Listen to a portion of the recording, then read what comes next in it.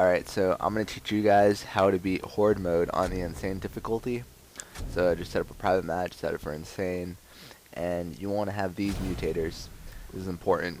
You want to pick super reload, infinite ammo, and I highly recommend that you do not choose the insta-give melee. Do not choose it. We personally chose it, but we regretted it afterward because we didn't realize what it actually did. It not only gives you, the players, explosive melee hits, but it also gives the locusts explosive melee hits. So if they just came up to us and meleeed us, we would die instantly. No revive, we would just blow up. So yeah, don't choose the insta-give melee. So unfortunately my capture card didn't capture waves 1 through 48, and I assure you we did do all 50 waves at once. It took us about 3 hours. But I don't think you guys would want to see 50 waves of Horde anyway, so whatever, at least it captured the last 2 waves. My computer died on me, so it didn't even save it. So yeah, I got to record the last 2 waves at least, and that's probably the most important. So the reason I'm going to show you waves 49 through 50 is to show how effective this little strategy and like tips I'm going to say are.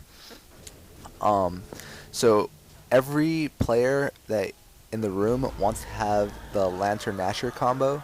The reasons behind that: the Lancer just has a really big clip and it has very decent range. It can pretty much hit any range on overpass. I've never had a problem hitting anything across the map with it. The hammer burst, although it has a somewhat longer range, you can scope in with it. The clip is just way too small, and the active reload on that, not only is it slow, but it's just a pain to get compared to the Lancer. The Retro Lancer, well, that should be kind of obvious. The clip isn't big enough. It's not, well, maybe not big enough, but it's not nearly as big as the Lancer, and it has a really short range on it. Okay, so the reason we choose the Nasher over the Sawed-Off is because with the super reload mutator on, the Nasher is just much stronger than the Sawed-Off if the Sawed-Off is not active reloaded. And most of the time you're not going to have a active reloaded Sawed-Off, because that active reload is just, like I said before, is just a pain to get compared to the Nasher. And the Nasher just has much more shots and it's just much more useful than the Sawed-Off in Horde. Oh, something I forgot to mention in the beginning of the video: if it's not already obvious, you should set the map to overpass, just because you can pretty much see everything on the map from this high point. Anyway, everybody wants to have either a boomshot or a torque bow, so in between those in between waves, when you have 30 seconds, just go run down, pick up a torque bow or a boomshot. Just kind of remember where you kill the boomers if they're on guards. And the reason for this is because when the armored Cantuses come, and yes, you will get them eventually, and sometimes more than once, you want to be ready for that. So yeah, just have a boomshot or a torque bow on you, and just switch that out for your Nasher, because you still want to have the Lancer for the long range capabilities. Another thing you can do that isn't too important but still pretty useful is in those 30 seconds in between waves, just shoot out your whole Lancer clip and get a perfect reload, just so you're ready for the next wave.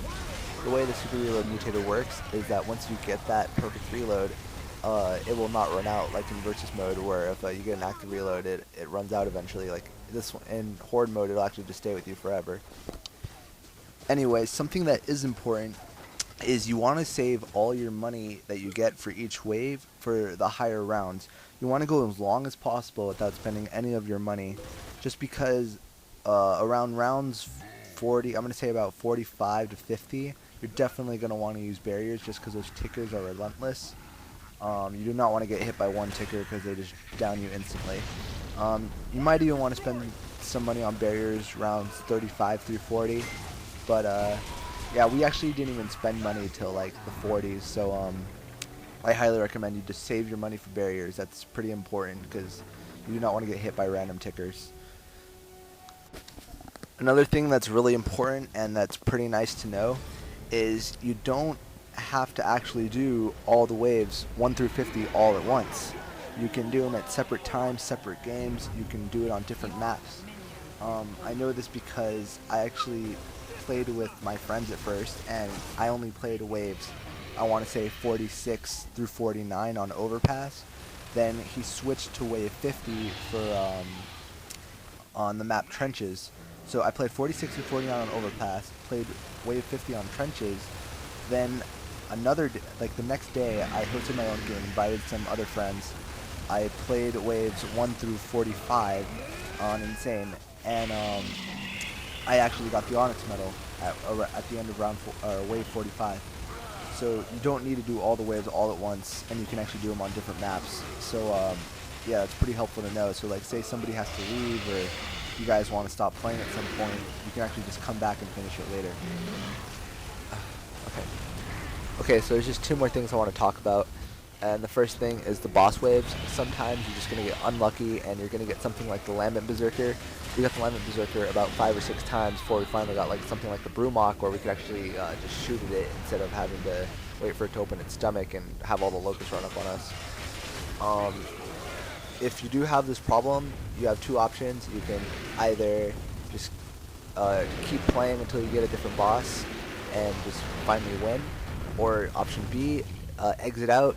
I know what my friends did. They would just go to set the map to trenches, set it for wave 50, and they'd use the one shot on the brewmock, and I'm pretty sure you get a brewmock pretty much every time on trenches on Insane. So yeah, just use the one shot, get an active reload, and the brewmock pretty much dies instantly. Yeah, that's pretty much it for the bosses. The second thing I want to talk about is blind firing. When you get something like the brewmock, maybe even gunkers, or yeah, this could actually work for any boss. You're gonna want to blind fire sometimes, just so they can't hit you, and usually they don't hit you at all when you blind fire. Sometimes you might have to go back into cover when the brewmock shoots those rockets at you. But yeah, just blind fire, and the blind fire is pretty accurate. So just get your perfect reload and shoot at the boss by blind firing, and you'll kill him. And that's what I did for the brewmock, and it was pretty helpful. So yeah, that's all the strategies and tips I had for beating Horde on the Insane difficulty. Special thanks goes to Tom Ace and his friend Rifleman for helping me make the video, since they were the ones playing with me. And I guess I'll just let the rest of this footage play out just so you can see that we beat it. So yeah, thanks for watching. Hope you found this helpful. Later.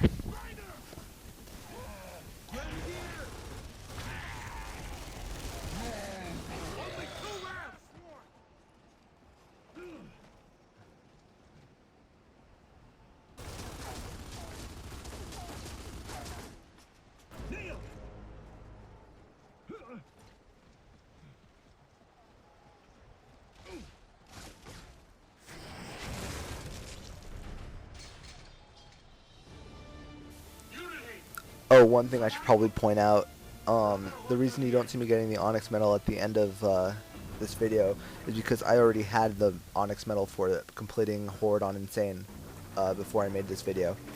And this is one of the few Onyx medals that you cannot prestige in, like you won't get a number next to it if you do it over and over again. So yeah, just thought I'd point that out.